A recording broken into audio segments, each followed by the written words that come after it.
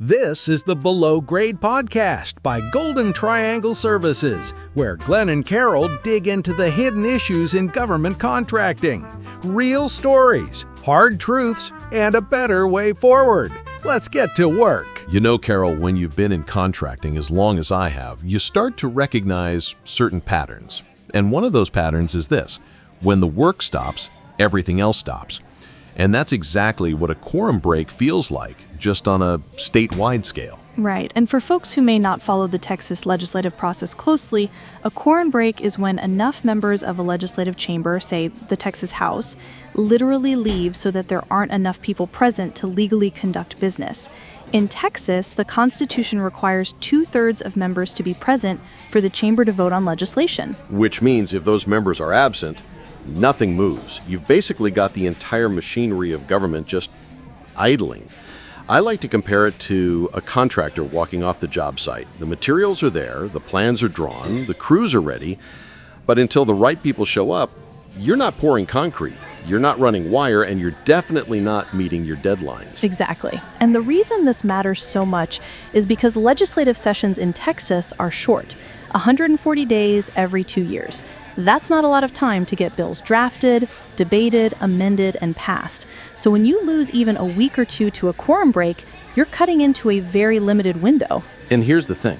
On a job site, if someone refuses to show up, you can bring in another crew. But in the legislature, you can't just call up some temp lawmakers to fill the seats. Those positions are elected.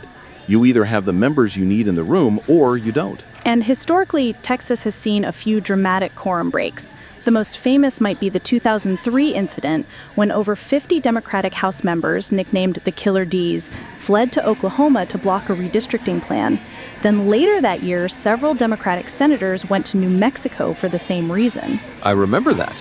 And you can imagine the scene. Lawmakers holed up in hotels, reporters chasing them across state lines, political pressure building from both sides.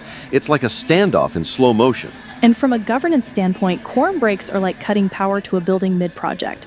Sure, everything's still there, the structure, the wiring, the blueprints, but nothing's functional because the current isn't flowing. And people sometimes ask me, well, Glenn, isn't this just politics? Doesn't it happen all the time? And my answer is no, not really. These are high-drama events, and they usually only happen when the stakes are massive. It's like a contractor walking off a job because the client suddenly changed the entire design halfway through. Except here, the client is the people of Texas. There's also a cost to consider. When the legislature is at a standstill, there are ripple effects. Bills die on the calendar, projects that depend on state funding stall out, sometimes bond packages can't be approved. And you see that trickle down to local communities. Think about a city waiting on funding for a new water treatment plant or a rural county depending on state grants for emergency services. When the legislature freezes, those projects freeze too. And here's where your contracting analogy really holds. If you delay a construction project, you're not just losing time, you're losing money. Material costs can go up, crews have to be rescheduled, permits can expire. Exactly. And in government, when you push deadlines, you risk losing entire opportunities for the next 2 years because the legislature won't meet again until the next regular session, unless, of course, the governor calls a special session. And special sessions are a whole other thing. They're shorter, they're focused on specific issues, and they cost taxpayers extra money. Right. And here's a point worth making. Sometimes quorum breaks are used as kind of a nuclear option. They're not done lightly because they're politically risky. The public reaction can go either way. Some people see it as a brave stand for principles. Others see it as shirking duty. And just like in contracting, reputation matters. If a contractor walks off too many jobs, word gets around, and pretty soon, no one hires them.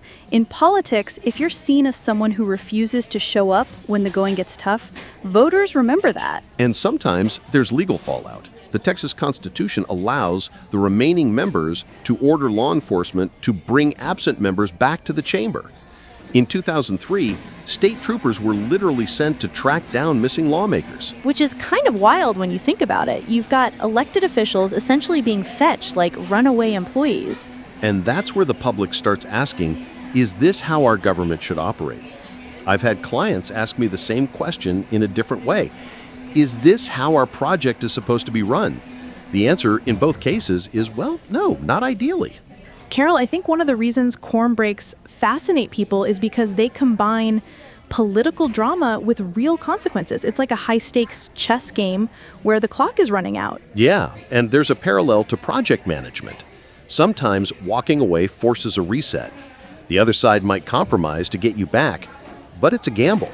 You might end up with nothing if the other side decides to dig in. True, but in politics, timing can be everything. A bill passed today might have a very different impact than the same bill passed 6 months from now.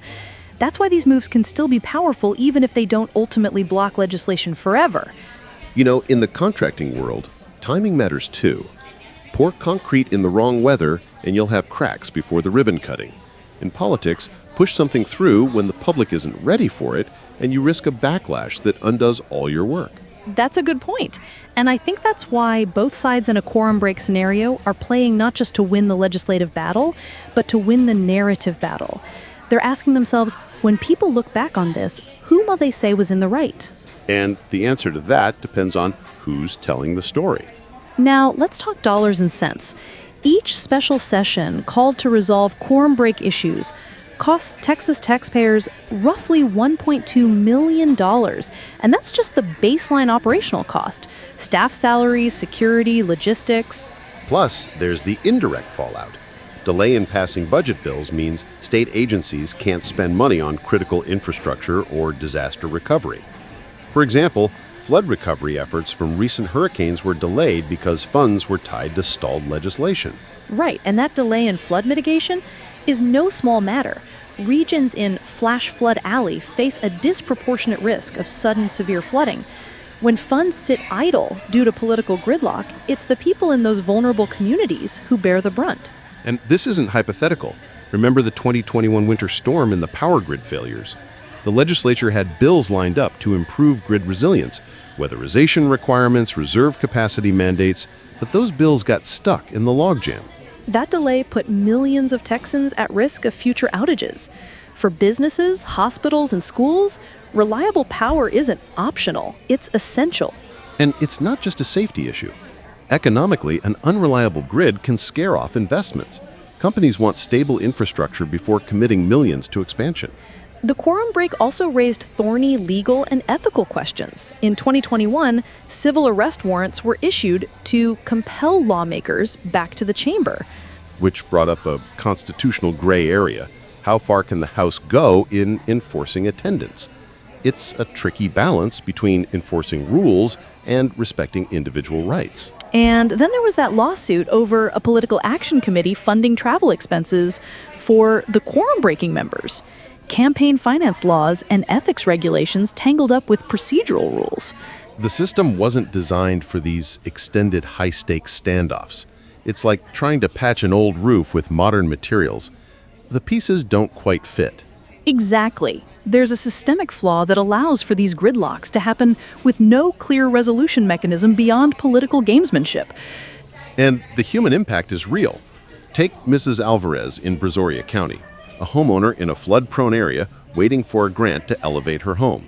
The delay in legislation meant delay in funding, and when the next storm hit, she suffered significant damage. Or the small manufacturing business in North Texas that counted on tax relief to upgrade equipment. The delay in passing property tax reforms meant they couldn't afford the improvements anymore.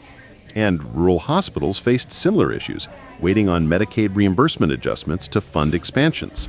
Delays forced service cuts, sometimes emergency room closures. So, what's the fix? Some have proposed a no work, no pay rule. If you don't attend, you don't get paid for that session. That would definitely shift incentives. After all, in contracting, if you don't show up to work, you don't get paid. Others have suggested creating an independent, nonpartisan ethics commission with real enforcement power to oversee such situations objectively. Like a general contractor holding subcontractors accountable. No matter the trade, everyone answers to the same rules. And maybe adjusting quorum rules, like allowing a simple majority to pass emergency bills such as disaster relief or infrastructure funding. Some states have done that to keep essential services moving despite political standoffs. But ultimately, it's about rebuilding trust and ensuring that public service isn't used as a political weapon that holds everyday Texans hostage. Because if government can be brought to a halt this easily, the system needs real reform, not just patchwork, but fundamental change to protect fiscal responsibility and public trust.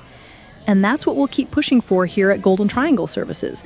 Independent oversight, systemic solutions, and governance that works for the people. Because at the end of the day, the work doesn't stop. Thanks for joining Glenn and Carol on the Below Grade podcast, brought to you by Golden Triangle Services. We're here to bring transparency to government contracting, one story at a time. Every 2 weeks, we'll take you deeper into the systems, safety issues, and oversight gaps that impact real projects and real people.